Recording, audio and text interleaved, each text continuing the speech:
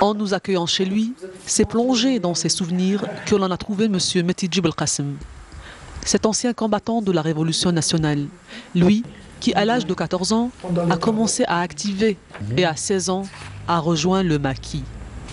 Un parcours des plus pénibles pour un jeune de son âge, durant lequel il s'est forgé grâce à la force de son caractère et en prenant exemple sur ses aînés. J'ai fréquenté des hommes vraiment exceptionnels au maquis.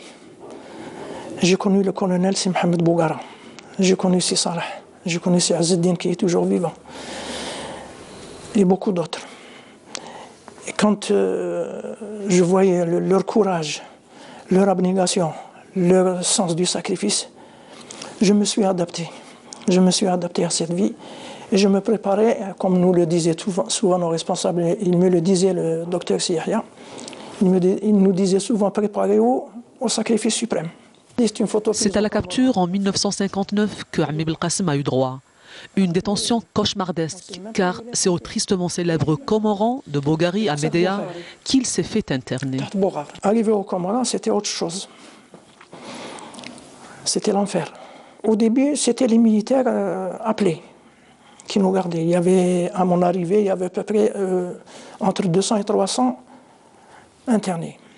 J'avais le numéro 236. On nous a donné des treillis, de vieux treillis, avec un grand I sur le dos, sur les flancs des pantalons, internés. Et on participait aux travaux forcés. On subissait à longueur de journée la bastonnade, les invectives, les insultes, les crachats des militaires.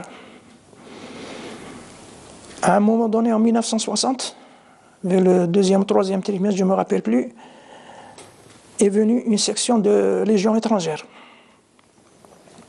C'était des sauvages. Le pire des exactions est resté gravé à tout jamais. Ça, c'est moi. Là, c'est mon cousin. Il était au garde à vous, dans la même chambre à côté de moi, dans une chambre près de moi, près de notre chambre. Il était au garde à vous avec Mézir Ali, un Algérois. Le capitaine Samari a ordonné à un soldat qui s'appelle Pouget Bernard de les abattre lors de l'appel du soir. Une seule balle a suffi. Ils étaient l'un derrière l'autre. Elle les a abattus tous les deux. C'était le 27e jour du mois de Ramadan. Le jour de l'Aïd, leurs familles sont venues.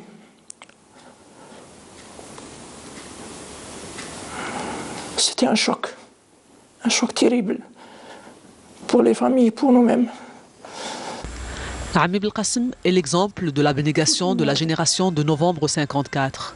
Et pour lui, le flambeau doit toujours être porté haut, très haut. Grâce à la révolution de novembre, Allah Ta'ala nous a donné cette victoire qui est la leur, qui est la victoire de ce peuple, de cette jeunesse. Cette jeunesse, je lui demande de s'identifier à ses aînés. Et de maintenant se sacrifier pour que l'Algérie reste unie dans la dignité et la souveraineté. Voilà ce que je demande.